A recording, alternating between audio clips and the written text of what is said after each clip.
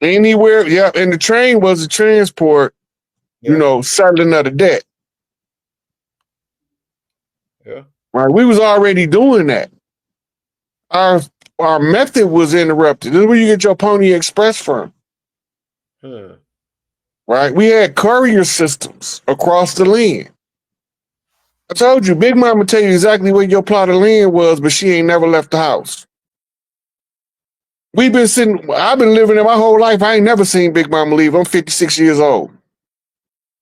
But when she give you the directions to your plot of land, it's gonna you're gonna see exactly where she tell you looking for.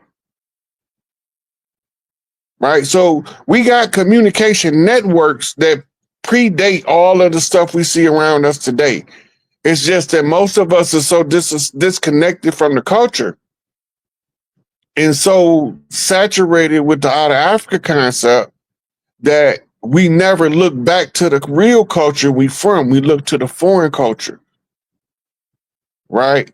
But when you do a comparative analysis, you find that some of the tribes over there got a similar culture, but it's seasoned a little bit different.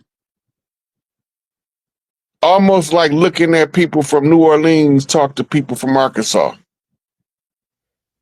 They both from down south, but they seasoned just a little bit different. One of them got that old Creole boil, right? The other one got that Big Papa's old school mix, whatever they call it. The juke, they put the juke on the joint. Yeah, But they eat monkeys over there. We eat coons over here. yeah, all that. Like people in the north be like, ew, he eat coon. Yeah, we roast that coon Man, coon, possum, right? I don't really But like that possum. well, I don't like the way now one of them look. Look, I Greasy. open my aunt. Greasy. I That open possum look, greasy. look. My auntie used to be married to a dude named Junebug. Junebug is a scarab beetle Go ahead. in Egypt, Yeah. right? It's the same concept. The Junebug job is to look for the chief. Go ahead. And because remember that the mythology that surrounds Kefra, Look for the right? sun. Kefra is the dung beetle, but it's also the sun before it rises. Yeah. And they tell us that the Kefra beetle rolls the ball of dung across the sky as the sun. Yeah.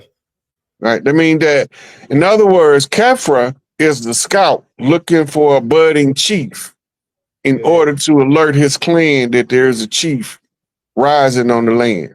Go ahead. Right? Remember you was talking about how they read the stars and stuff? Yeah. Well, when you from the culture produces itself in front of you, and if you read the culture, the names make sense. Uh-huh. So once you understand what everything is, now you know what you're working with in unraveling the secrets that they're using to keep us under control. All this stuff coming to an end. We at end game now. Man, it's like once you find out that King George sent the goons in on us, and he paid the goons. Man, after that, man, it really hurt your feelings to see somebody on the corner with a King James version of the Bible saying, "Come join this charter." That's what it is. It's a charter. The King James Bible is a charter. That's what it is. Man, I'm telling you, it's like a contract. Which was the next on that list of the after politics, you got religion. Go ahead. Right? The word religion means to tie back down. Right? And it's also a mirror of two other words.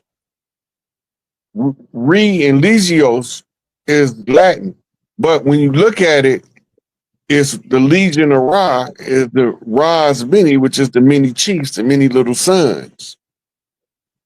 Right? So now it's talking two things at one time. It's telling you who they trying to tie down, right? And that they trying to tie you back from doing your work by trapping you in this contract. The Bible is the foundation of the Constitution. that sink in. But they tell you, but they tell you that it came from the Quran. It's got another group. I guess that's the Moors. That's the They say, Moors. oh The yeah, Moors ride say from Muslim law. Right? but look, Islamic law, they don't want Sharia law for real. I promise you, they don't want no, you do not want Sharia law. Half of them can't even follow the rule of Salat, let alone try to follow Sharia law in its totality. We got more laws on the books than they do in Sharia law, but I guarantee you their consequences is more severe. Yeah, take that And boy back and stone him. if it says stoned him when Muhammad was here, you getting stoned today under real Sharia law. If it say tar and feather you in Muhammad during Muhammad time, that's what they gonna do. They gonna tar and feather you, right? We got to know what we dealing with. Our cultures are here. Our culture is here.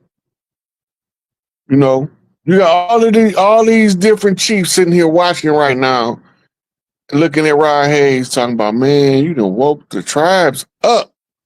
Everybody rocking up. Right? I'm telling you where to find us at.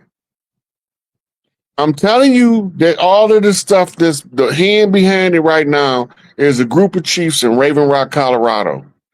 Exactly which ones down there, I don't have to know. That's not required. I just got to tell you where the moves is being made from. Who making the moves? Is it the enemy or is it us? Remember, I told you got to know where your dog at in the fight.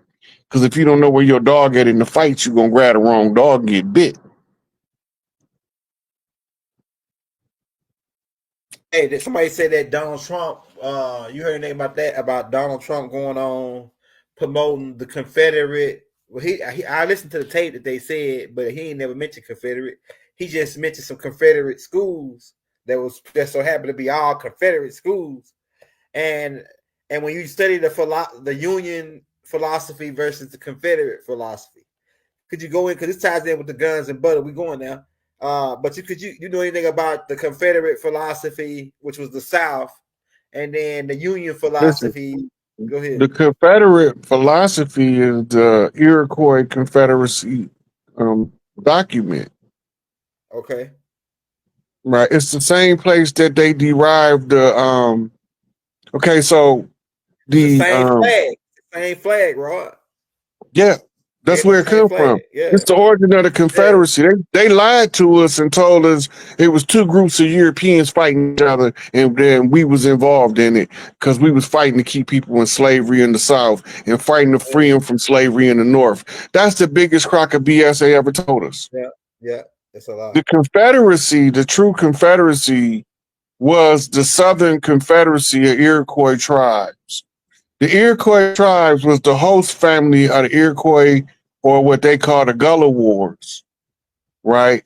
The Yamasee tribes and the Muskogee Creek tribes and the Creek tribes, all of the Creek tribes, they were named after the creek near where they from. Yeah. Right? So they was something Creek, River Creek, Black Creek, right? But they was the Creek tribe. If you see somebody Creek on the end of their last name, you know what I'm saying? Like River Creek, Black Creek, they are actually Creek Indian. That's right. That's the actual blood names that was translated into English from how they identified the subsets of their family groupings.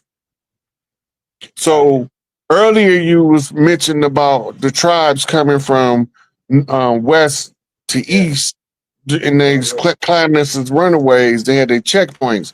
Well, remember, they had to set up Georgia as a buffer zone. Yep, they did. They were stopping the arrival of new tribes from reinforcing the war because the hot spot was Florida. That's right. You got to remember when they first came, they landed on the islands just south of Florida before they launched into the mainland. Primarily, the island today that they was calling Dominica, Haiti, they was calling it Hispaniola. Yeah. right? And then you had the Cuban island and a couple of the Virgin Islands. All these was launch points and reinforcement points for the Spanish Armada that was trying to force their way through Florida. Yeah. France, on the other hand, came through around the south of the Spanish. Yeah. And they landed on the other side of Hispaniola. This is how you split the island's linguistics. But they arrived after fighting in the Gulf at the port of Nola, the intake. And then they fought in the War of New Orleans. They fought for the protectorate, right? They captured the outpost that's called the Port of New Orleans. Yeah, it's military barracks. Right. So one of the tribes negotiated a ceasefire agreement with the French Huguenots in New Orleans to stop them from advancing. Damn, right. Rod. No, the Huguenots is the one that brought the reclassify. They the one that came out with the idea to reclassify us and steal our land. The black Christian codes, all lit. You gotta remember, the French and the Spanish both come from the Latin. Okay. Legalese is Latin. Our classifications is done through barristers. This takes you back to 1862, 1863, when King George in Georgia commissioned the barristers to seize and confiscate everything we have.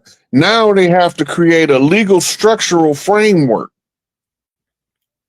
In that legal structural framework, they got to write it down, and then they just got to wait for us to forget who he is. By miseducating the children, you can accelerate it. Go back to the George Washington Challenge. Yeah. They said they were going to purposely teach us some lies. Right? Then you go to the most violent, bloody oath of the papacy. They said they're going to kill the people, the kings, the princes, and the people of the land. Well, we didn't call ourselves that, but they invading our land. That's what we would call what became known as our chiefs, which is also an exonym. That's not a name that we use. We just use it now because the foreigners recognize us as chiefs based on continuous usage, not on because that's who we called ourselves. Right? So now we have to adapt. We accept being referred to as the chief until we can get the imposters off the land. Yeah. Then we can going back to reclassifying our leadership according to our tribal structures. Hey man, this is my next question for you, Rod. Now, once we get them off the land, and that's what Elijah Muhammad referred to as the hereafter, right? Once we get the devil out of here, right? Now, how are we gonna clean all the pollution? Because they said that when like Christopher Columbus said in his diaries, he said their water is crystal clear. Their land is so beautiful, it's clean. You know, it's not because they.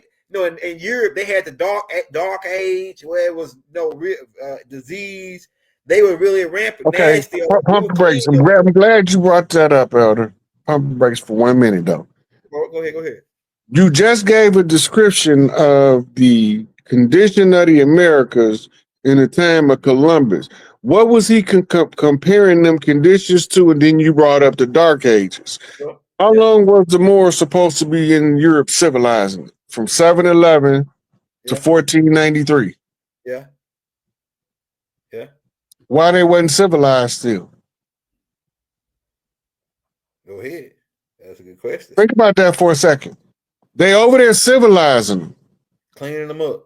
Yeah. Right? Teaching them how to be of noble character and quality.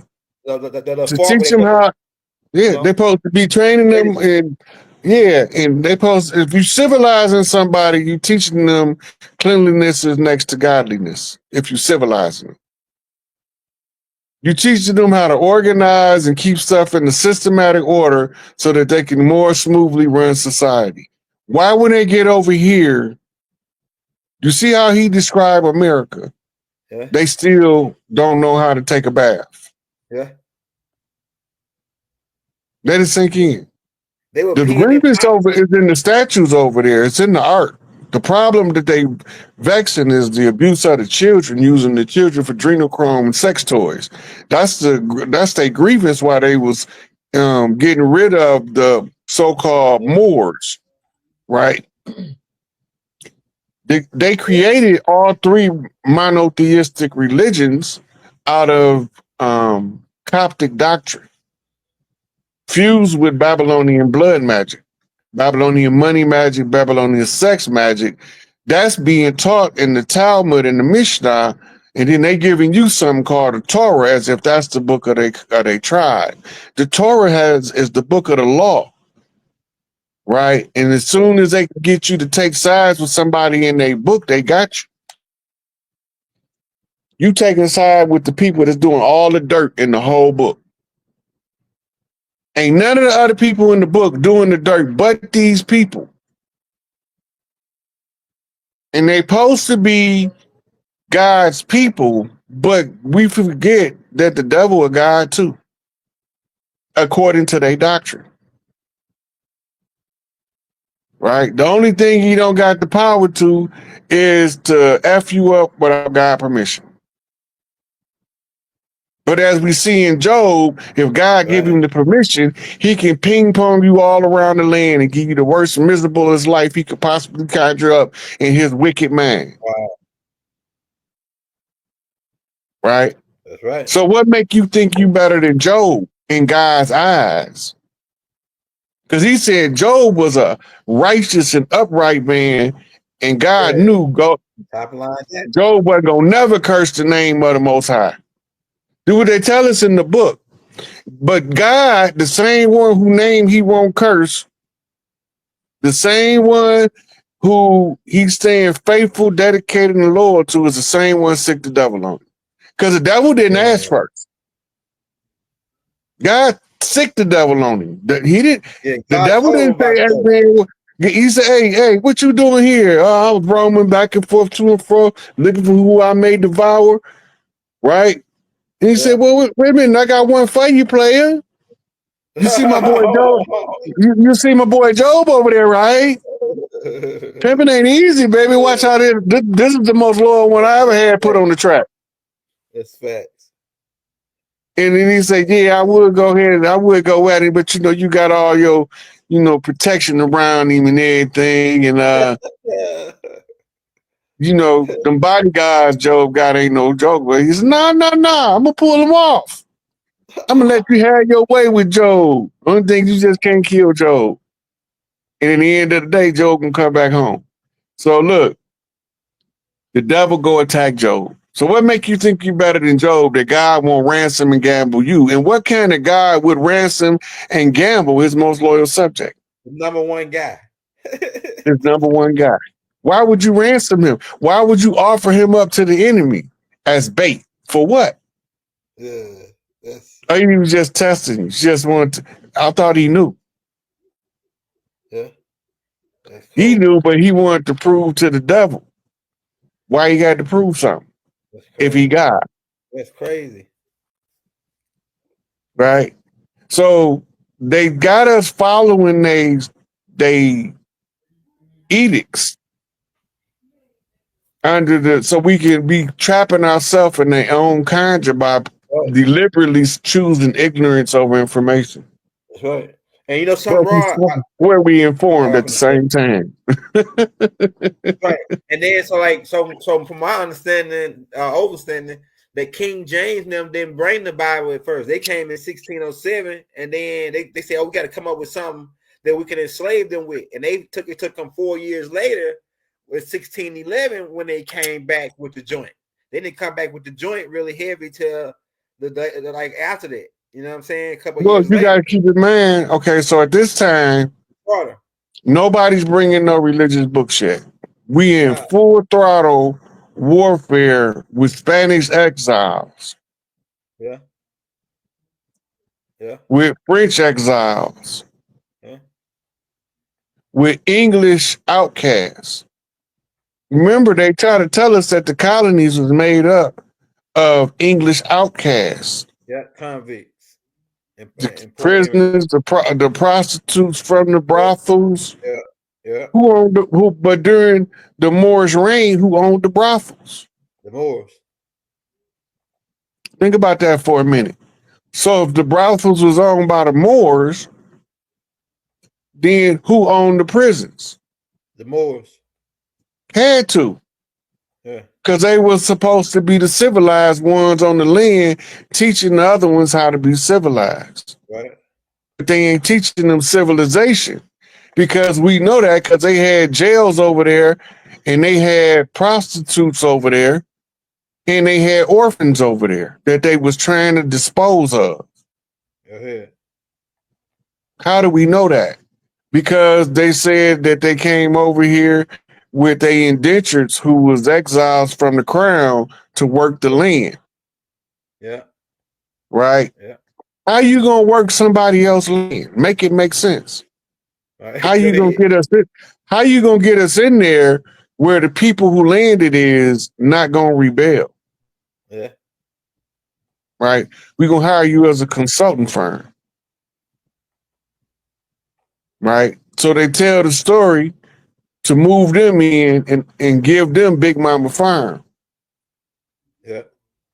But all the time, the people that's giving them the farm is the ones who's selling the land, not the people from the land, Right. right? And they're using the paperwork as the verification of their right to do so. But it's only one problem. All of the tribes over here was matrilineal and didn't believe in selling land. That's right. So when we understand that part of it, we know that anybody that's selling land for any reason other than deception and force, which is 99% of the reason. And if they was forced into selling the land, or if they was defrauded into it by using trickery and deception through sharecropping agreements, That's we right. know from that paper trail that the sharecroppers, where they get the land from. Right. When you go back, cause you could Google this. The most heirs land in America right now is owned to African Americans, as they call us. Go ahead. How do we got heirs land and we ain't never been allowed to buy no land until the 1970s? They wouldn't let us buy land. They wouldn't let us sell land, trade land. They wouldn't let us in none of their learning institutions or higher learning. So they doing all this in our face, behind our back. Right. And we got to figure out how to take them over while they trying to take us over. They said that on that. It's a tape that I got coming out about the Lewis and Clark expedition, and they said that when they came through, there was some people on the land, and then they came to them, knocked on the door, and then they come to him and say, "Look, man, you can either sell this land." And they're like, "Oh well, I don't sell. We gonna sell land. We don't even know what that is." And then Hold on. You overlooking what you're saying. yeah, Look, they had a translator, didn't they? yeah, Ben York, And who was he talking to that he needed to translate the language for Lewis and Clark? the Native Americans. And how far across the land did they go before they turned around and came back? They went all the way up into Washington, past Oregon, Washington, all the way up into Seattle. Ain't that the Pacific coast over there? Yeah, they went Okay. over to the coast. And they needed a translator at several places between, right? Yeah, pretty much the I mean, Lakota people. it had to be people. It had to be people there. Yeah, It had to be. You don't need a translator to go across a barren land that don't got no people. Damn sure right. He had a dog with him too. Ben York had a dog and he had an assistant. Ben York had an assistant with him, like because Ben York was like a hunter, and he was real charismatic. You know how the Moors, they think they playboys or whatever. But this another thing it said that was interesting. It said that Lewis and Clark told them that you can stay here on the land, but you got to sign this paperwork saying that you changed your status, and we'll let you stay on the land. Pretty much, they went around sharecrop, turning all the natives that was on the land into sharecroppers, and by stealing That their was birth. the okay. So that was the North American salvage right. Okay, go ahead. You gotta remember that when they said that we crashed, we had to crash. Plymouth Rock landed on us. Oh yeah, it did say something about that too, about the savage rights and the abandoned land. Right. Yeah, Because Lewis and Clark were surveyors, that's right. right? And being York was more than a surveyor. Yeah, He served as the official translator on record, but he was the actual operative um Mason. geologist, geometrist, geologist on the land. Right. He could tracker. He was a good tracker. They tell you all the stuff he could do when you Yeah, read he had a hound dog. you know, they tell you a lot about him and they don't use his name. Yeah. Why do they, we know who it is, but when they telling the story, they always say the black slave. Yeah. Yeah. Enslaved man. Who was the slave master of being York? They said it was Lewis and Clark. That's a lot of. It's not possible. Yeah, it's too many Because leaks he in was there. born, look, being York was born a free man of Negro descent as the son of Old York Yeah. and his wife Yeah. in Virginia, Yeah. right? A free man. He was born a free man, and now he is the designer, the first almanac, because we know being Beta be Benjamin Banneker, Right. I heard that story too. I heard that right? connection. It's that's who he is. Yeah. Now, the irony of it all is his fez is in the Fez Memorial Yeah. at the George Washington Masonic Memorial as one of the dirty Moors that we've been fighting. The whole And time. his offspring. Right? This is why they don't tell us who this is traveling across the land with Lois and Clark in the Lewis and Clark story. That makes But sense. when we study the story of Benjamin Banneker and how he learned all of these languages by the time he was 21, and then we learned that he was the one who wrote the first almanac, made the first clock in North America. What the hell you mean clock when the Mayan clock been here for thousands of years? Yeah. You know what I'm saying? So what do you mean the first clock? Now we talking about tying in the clock of destiny with the Big Ben clock in London by tying Big Ben to the clock of destiny in America in the Moorish paradigm. They telling you exactly who they are, but they telling them that they hiding up among you. Look, so you thinking that because 1806 is when they said they get a storyline. I got the whole storyline of Benjamin Banneker about to come out too. I already did the storyline already a long time ago. I'm just gonna redo it. But they said that in 1806, that the Knights of Templar raided his house, burned it down, stole some paperwork, whatever paperwork he had, and then they also said that he was working with George Washington as a secret agent for the British Crown. And it also said that make the timelines line up with what you're saying now about being York, because the Louisiana Purchase was in 1803. And so then it'd be 3 years later, he get took out by a Knights of Templar. So I don't know who took him out. They said he took off walking. The storyline they give, he took off walking, and then he came down with some kind of illness and died the same day. I was like, man, these people, they tell us whatever, you know. But Yeah, and 9 out of 10, it was a poison dart probably, yeah, from an air gun. yeah. Then the air gun probably traced back to some tribe out of South America. Yeah. We was calling all tribes on deck. Yeah, Big York traced back to. Oh.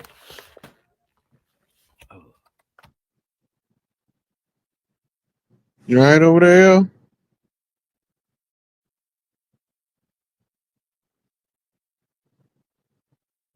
Oh yeah, keep going, Rod. Keep going.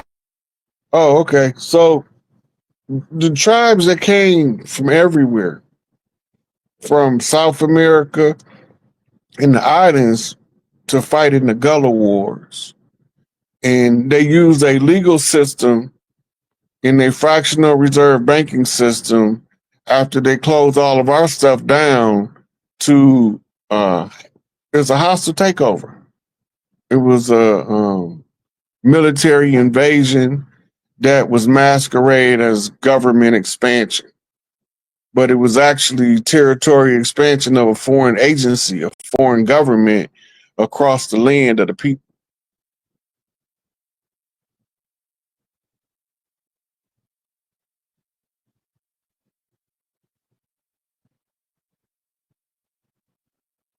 Yep. Hey, Rod, we're gonna keep on. What I was gonna tell you. We're gonna take some questions for the crowd. Hey, y'all, drop your comments in the crowd real quick in the chat.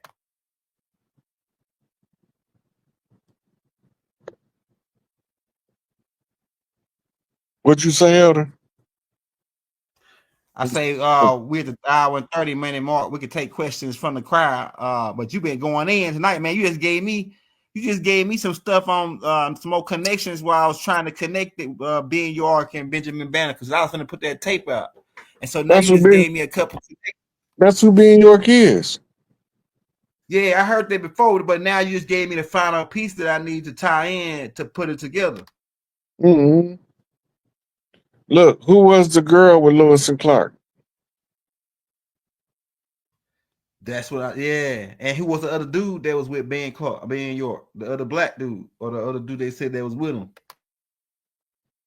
Look, Sacagawea was the girl that traveled with Ben York Right. and And he Lewis had a and Clark. yeah, he had a She son had a by her. son, and his son name was Jean Baptiste, not Dusable, but it was something else. John Baptiste. Oh, let me look it up. Let me look it up. And his son became chief, right? Of the Shoshone.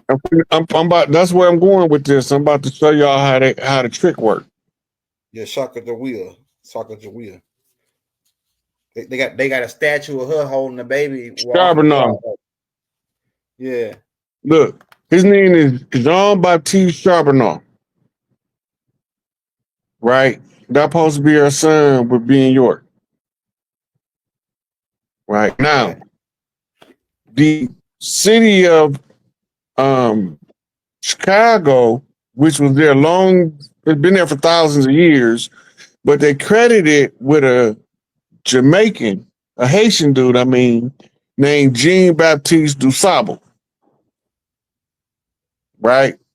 It's still in his identity. And they're using Charbonneau to do it. Because Charbonneau also was a resident of the territory that gave birth to the modern city of Chicago. Uh-huh.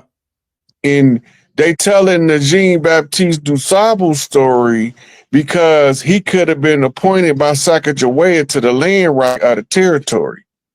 Right. But he can't tell nobody he being York's son, because if they find out he being York's son, they know he's an imposter and an interloper. Go ahead. Makes sense. So they assigned it to this priest, a voodoo priest out of Haiti, and they changed his name. That ain't his birth name, wasn't Jean Baptiste Dusable. Jean Baptiste Dusable the sable mean black. It means John the Black Baptist is what it means. Damn. Right? And the name Charbonneau, let me look up the meaning of it so I can read it to y'all. Shabazar. That sounds like it's connected to the tribe of Shabazz or something. Because being York would be connected to the tribe of Shabazz, being that he was supposedly a Moor from West Africa. Or well, his dad was from West Africa. His mother was from Barbados. If you're going with the Now mother check line, this out. Now yeah. remember, his name is John Baptiste du Sable. Now watch this.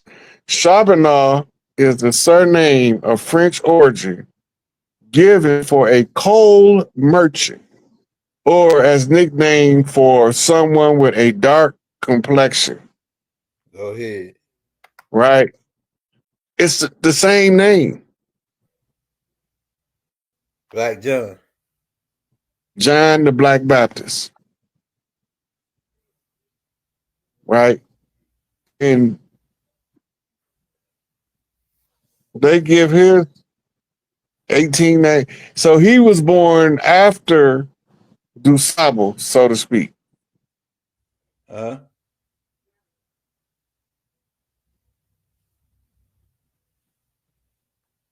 But their name mean the same thing. And both of them tied to the city of Chicago. That's how you usurp. Remember, Enlil named his sons Yeah, after Enki's sons when Enki started getting the upper hand. that's right. So that when the posterity fight for Enki's son, they think they fighting for Enki's son all the time. They fighting for Enlil's son. That's right. Right. And this is how you know the difference. It's the same story today played out as this was written in them tablets thousands of years ago. But if you don't know the old story, you won't be able to see it being played in your face. As soon as you go back and get them old stories, now when they playing in your face, you be like, man, y'all did that shit 10,000 years ago. Can't you find some other kind of way to try to deceive me now? It's old. It's Right. tired now. I know you don't still think it's gonna work, but you still think it's gonna work again. Right. So once we see it, you can't unsee it. So how do we treat the colonizers now? Like do we treat them hostile? Do we treat them like, hey, we know and we know we just ain't gonna say nothing, or do Okay, we so now fight? we got to go to why all these people came over here.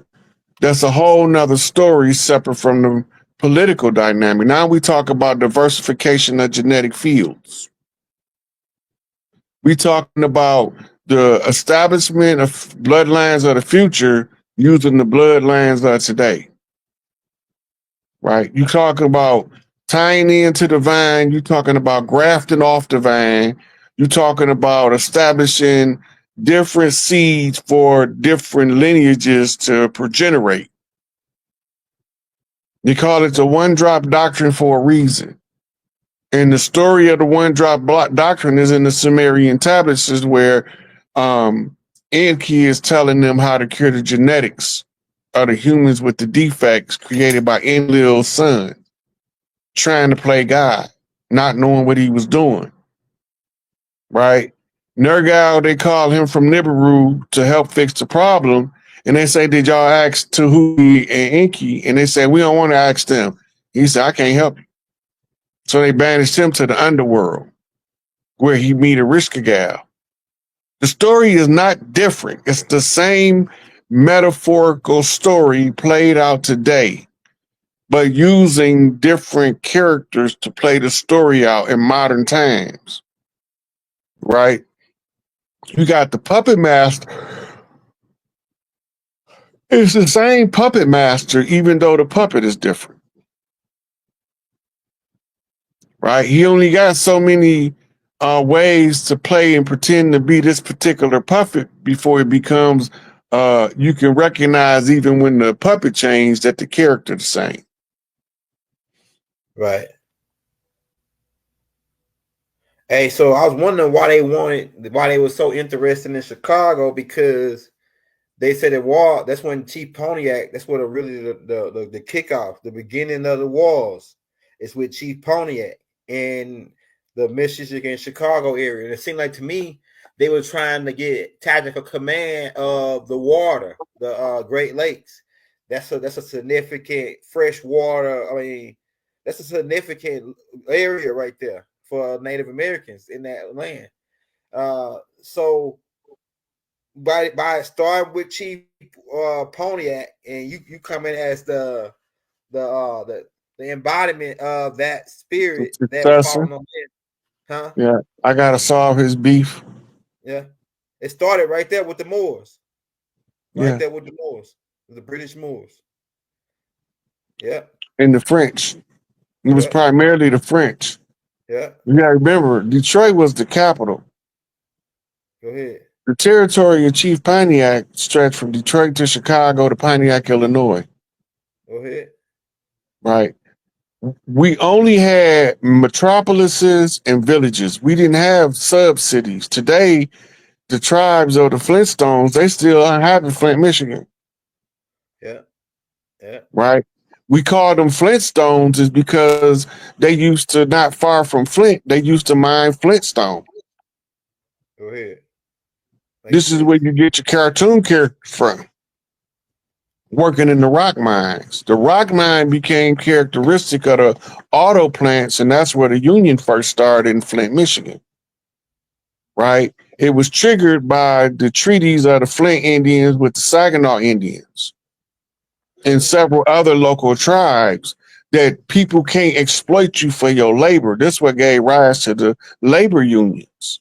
And the corporation, aka the government, hired corporate you and the corporations, they hired protesters to protest the organizing of the labor force under the what's called guild principle, GUILD.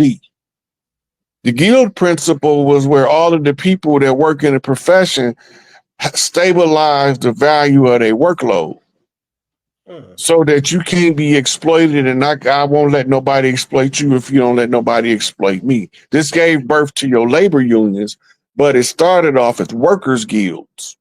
Before it was workers' guild, it was family professions where you pass down what your father did to the son, but people wanted to strike out on their own, so they wanted to be specialized in other areas.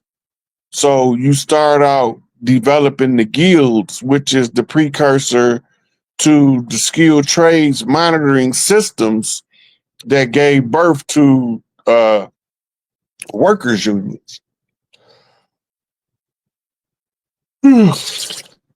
All of the workers' unions came from the organizing of workers' guilds before the unions was ever started. And this was agreements that tribes used to make on the land to maintain stable financial balance in the workload. That way, if this job deserves $8 an hour, right? For example, if it's 10 of us that know how to do it, we all should be paid $8 an hour to do this job, right? Now, just because we in different areas and we don't communicate, there's no standard of what we might charge. One of us might find that he's got a niche crowd where the demand is too high for him to do it at $8 an hour. He's gonna do it for 10, which raises his stock value. But you might not have the same capability. So to compete with him, you have to decrease the value per hour that you making. Now this split the wages, right? This is how you play two sides from the middle, right? We overwhelm him with demand. He got to jack his prices up. For you to compete for survival, you have to lower your prices down, right? But we still getting paid by the same people, right? And the first time one of us have to lower our prices, we devalue the underlying production of what we produce, right? Because this is how you end up in the auto industry going from luxury car to economy car. What's the difference? They bought cars. Yeah. Right? They all charge a high percentage more than it take to make them in order for you to buy one. Like you can go, it might cost them $1,800 to build a Mazda G6. It's only going to cost them $2,000 to build a Cadillac Escalade. The price of production is not that much different, right? But the economy cars is what you get the people to make in order to be able to make the Escalade at a higher value. Because now you're giving it back to the customer the way you paying out the wages.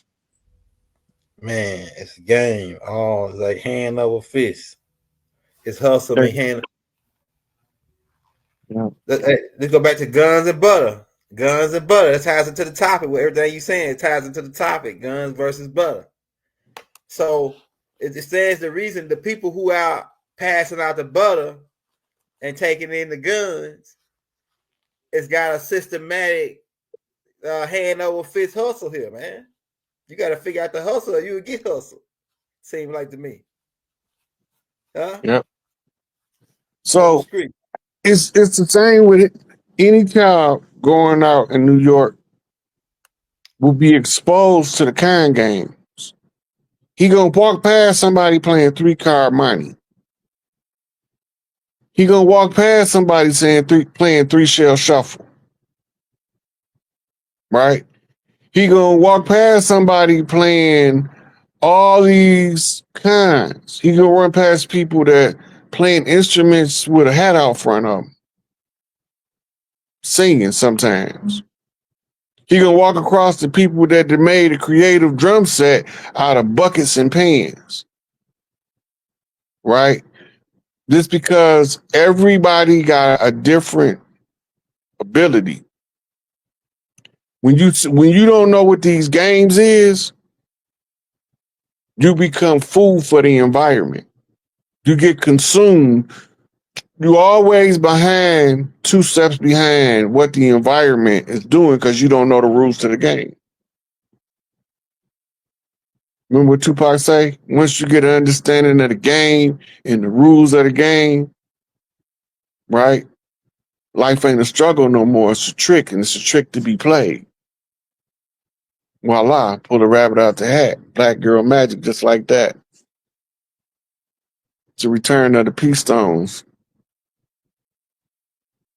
When they tell you stone run it, they talking about that's the law. G's govern it. We the politicians. They the enforcers. We the politicians. We the statesmen. Right? So when we rise up, we gotta be well versed in both of them, not to disrespect either of them. We all born off the Vice Lord line. Right? And all of this takes us back to unraveling who's who across the land. And how do we understand who we are faced with an enemy that look like us that ain't us? Right? It's hiding behind people that don't look like us, telling us that they the problem when they following the rules just like the rest of us is. Right? It's like they keeping us in a spin, in a whirlwind, while they sit back and collect the guns. They collecting the guns and they put us on the butter where we can slip on the butter. You remember when they say that the gypsies that come to town, they perform, they do crystal ball readings and read tarot cards for you, and people used to talk bad about the gypsies, right? Yeah. But there was another group of people in India called jugglers, and they had all these different magicians, right? And they all doing some fancy trick, and they come to town, it's like the circus. But it's less controlled than the circus. It looked like pure chaos. Yeah. Over here, you got to do balancing one finger on the bottle. Right? Over there, you got a girl with a hula hoop doing backflips at 30 miles a minute. Right? You got people juggling, swallowing swords, eating fire. All of this is just sensory overload coming to your local village. Right? That's called the razzle dazzle. Damn. Right? Because when you come with the razzle dazzle, you have so many things going on at one time, and people that sensory deprived become sensory overloaded, and that delirium allow you to manipulate them out of their money. It's called the razzle dazzle. It's adopted from the old juggler circuses from before colonization of India, what we used to be called Hindustan. And before that, it was, you know, Aethiops, but it was the ether, when they referred to it. Right. So what gave rise to Aethiops, burnt faces, is also Latin aether, which is ether. So you're jumping from two different cultures. The Greeks speak Greek. The Romans speak Latin. So when the Greeks is telling us about the land of the burnt faces, they was talking about the land of the sun faces, right? Which is the manifest aether or ether, right? Symbolized by the sun in this traverse across the sky. This is your story of the rise of the chief from Amen to Aten. But first, you had to go through Kether, right? And as he ascends to the apex, which is Aten position, which is high noon in the old cowboy movies, it's the final showdown. It's almost 12 o'clock on the doomsday clock, right? And what Rakim say? He say, "Oh man, I forgot how he said it. I ain't gonna butcher his lyrics because he's too good for me to do that." But he was talking about the appearance of the seventh angel, right? And it was gonna be right in the nick of time to stop disaster. They over there talking, flirting with nuclear war, but the Galactic Council already said that if they tried nuclear war, they'd shut down all their war machines. Yeah. So I'm like, go ahead, shoot another one up in the sky if you want to. It will immediately topple their old system. They ain't gonna do that. They tried to shoot it up because they was testing them out of space, right? And they shot it up, and then one of them crafts just came out of nowhere, and the missile was flying at 15,000 miles an hour. It just came up, shot it like 3 times, deactivated it, darted off back into outer space. I said, man, they didn't just do it once. Yeah, a couple times. They even have them. It was a reactor that was reaching critical mass for explosion. Right? They shut it off. Damn. They got a whole lot of recorded in the, especially when you go into that field of ufology. Yeah. They're very active around the nuclear plants because remember, we in this from nuclear war. Yeah. We coming out of the ice age that was an artificially induced ice age, right, which created another cycle inside of a cycle, right? Which was a triple infinity loop, right? So in order to get out of it, you have to play it all simultaneously from the fifth dimension, but it had to be acted out or descriptively displayed in the third dimension in order for it to finally come into fruition or for the power to take. In other words, the creator God's got to collapse the reality from the wave form to the particle form, from the possibility to the certainty. The wave form is infinite possibility, right? And the particle form is absolute probability. You're going from possibility to probability. The likelihood collapses the reality. And I'm telling you, we only here today because we used yesterday to get here, mentally speaking. All things are mind, made up of the contents of the mind. It's just our imagination running away again. Just our imagination running away with me. Now, what we're trying to do now is find a sunshiny day. right? And we just trying to get a little bit further after the pain. Because we all understood no pain, no gain. So we understood Betty when she called up to have a conversation woman to woman. But we was just children. We didn't know what we was listening to. Right? Then we heard them when they told us that tonight is the night.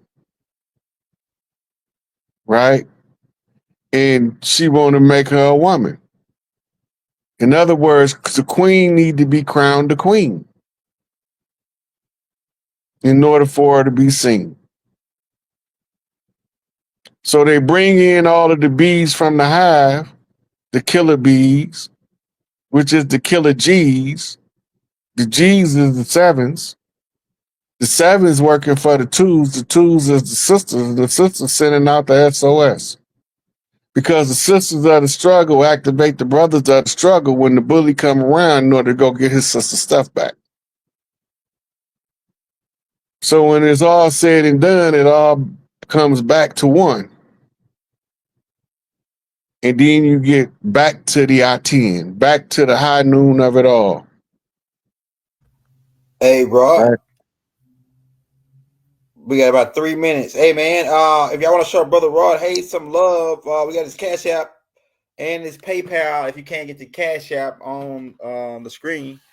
And we'll take one. I got one more question for you, Rod. We got about 3 minutes. Somebody asked, could you go in on how important, and you probably went over this 1,000 times, but how important is the totem poles and how do they find, they said they want people asking about the totem poles and how do they find their tribal totem poles? The tribes use totem poles. We make our own totem poles. You got to design your totem pole. The totem pole is it ties to your totem animal, which is your spirit animal. We didn't use flags. We were only using flags under the jurisdiction of Admiralty and Maritime that was doing a salvage operation on the land. And wherever the ship landed, he had to fly a flag. That's why they got an American flag in every state capital, wherever the state capitol building is. Right? And in order to tell you who was conquered, they put the state flag under the United States flag so you know that this territory was conquered by the corporation known as the United States. And they used the postal zones to parcel out the land in order to determine how to break the land up. So the totem poles used to tell more information than the flag, and it used to tell you how your tribe is affiliated with the land. Sort of like an address for your tribe. Yeah, but we normally used to keep them at what's called great junctions. Great junctions was travel paths, right? When you get to a travel path, in order to know if you're in hostile territory or friendly territory, you have to know the totem of the people that you're at peace with and at war with. Right? So you can use the totem poles that the local tribe produce, because it's local tribes in every city and every tribes not far from you that's still doing tribal stuff on the land. And we even have ceremonial tribes to make sure that some of this stuff is still being done. The ceremonial tribes that's working with us, because there's a lot of them, because they have no problem with us saying we the original people of the land, and they will also tell you that. But the imposter interloper tribes are the ones that gets dismayed by us telling y'all that we the original people of the land.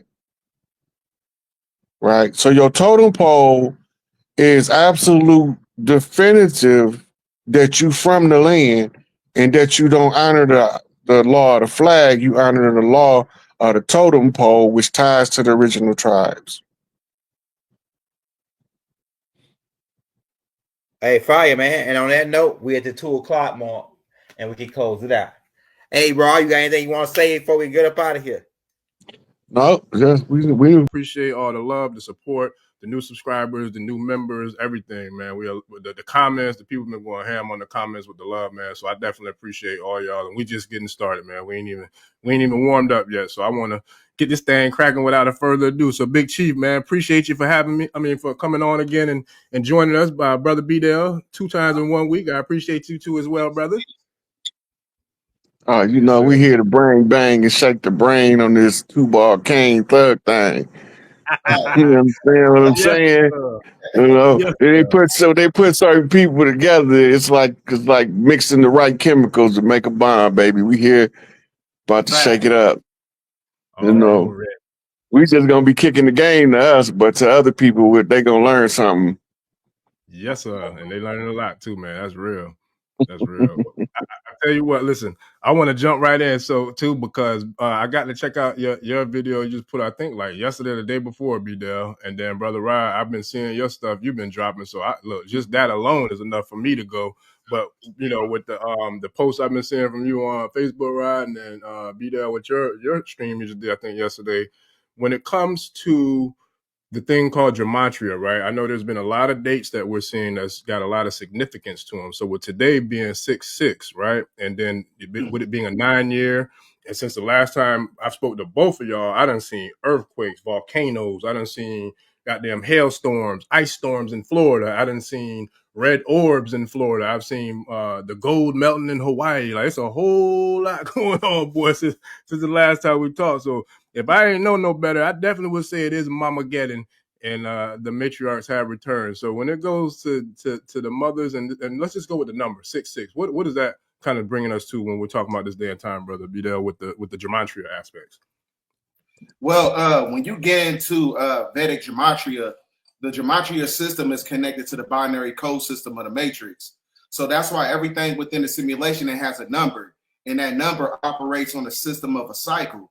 So that's why if you notice everything in as far as like historical context and biblical context, there's always a cycle and a transitional shift that takes place that's also corresponding with the numerical system that is acclimated to the event or whatever agenda or whatever type of black swan orchestration that they're trying to perpetuate to carry out a certain agenda as far as like, you know, totalitarian system.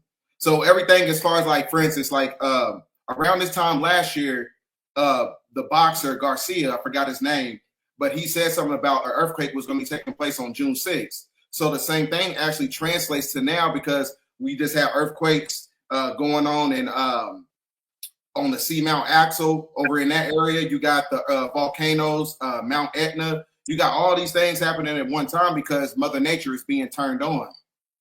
So that's, like I said, everything corresponds with, you know, those solar eclipses that took place from 2017, 2023, and 2024. Those 3 solar eclipses corresponds with the energies of nature that's taking place right now. So that's why I said Earth has a chakra system.